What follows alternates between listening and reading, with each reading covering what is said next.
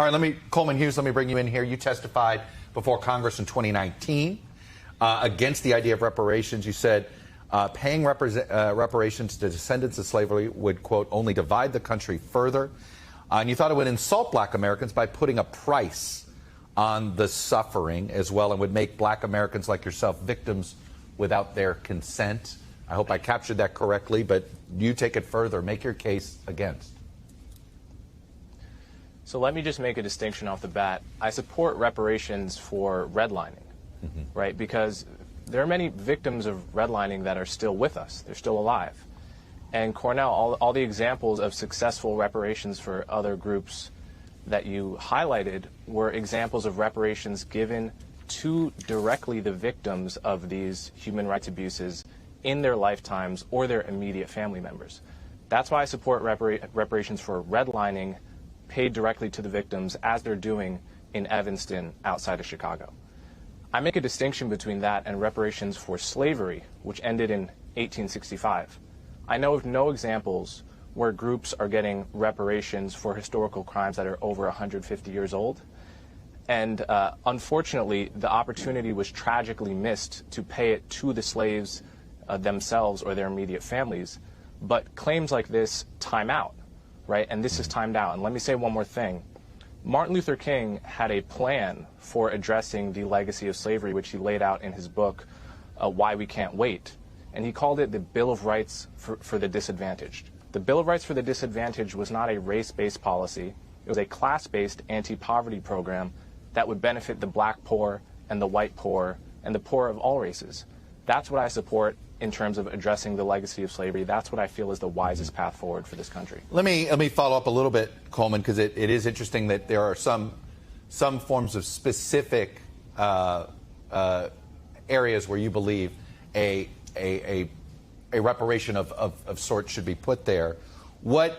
How do you distinguish Jim Crow?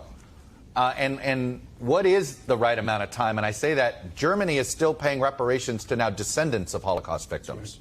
So what is the timeline where you feel like where you would draw the line? So I think reasonable people can disagree on this, and I don't claim to have the last word on the subject, but I think we can all agree reparations should be paid ideally in the lifetime of the victim. If the victim dies, it should be paid to their spouse or to their children. Once you get to grandchildren and beyond, my personal view is that that's beyond my line. But like I said, reasonable people can disagree on this, but there's no doubt that, in my view, crimes from the 1850s and 60s are beyond the statute of limitations. Do you see this where services can sort of be what is reparations? So maybe it is free college, maybe it's discounted college, maybe it is tax breaks, however you want to describe it.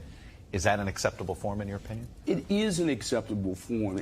And when we look at what we call reparatory compensation programs in government, they use a variety of strategies to help make people whole. But let's go to this point about indirect victims. When we look at the policies, when we look at government, when we look at history, we actually do compensate people who have suffered a harm indirectly and their heirs. Think about this. So in Tulsa, Oklahoma, right, Black Wall Street was bombed from the air. Homes were burned on the ground. No compensation, including for victims who are over 100 years old today. But when we bombed islands in the South Pacific, as in the U.S. government, we paid compensation to direct victims, indirect victims, and their heirs as a consequence of an American government bombing people on the ground. The point being here is when you look at reparatory compensation programs, what you find is the variety of direct and indirect victims who are compensated for nearly every group but black people. I want to play a clip from Ronald Reagan after he signed a bill to repay Japanese Americans who were detained during World War II. Here's what he said in August of 1988. Yet no payment can make up for those lost years. So what is most important in this bill has less to do with property than with honor. For here we admit a wrong. Here we reaffirm our commitment as a nation to equal justice under the law. Coleman, is that a model for how America should deal with this? Could it be a model for how we dealt with Japanese Americans? Like I said, the opportunity was missed in the lifetimes of slaves. I know of 0 examples of a group, an ethnic group, getting reparations 150 years after the crime in question. Now, when it comes to honor and symbolic apologies, I completely support those. I'd also like to point out many have been made, and almost none have been really accepted by the spokespeople for Black Americans. So, for example, both houses of Congress officially apologized for slavery and Jim Crow in 2008 and 2009.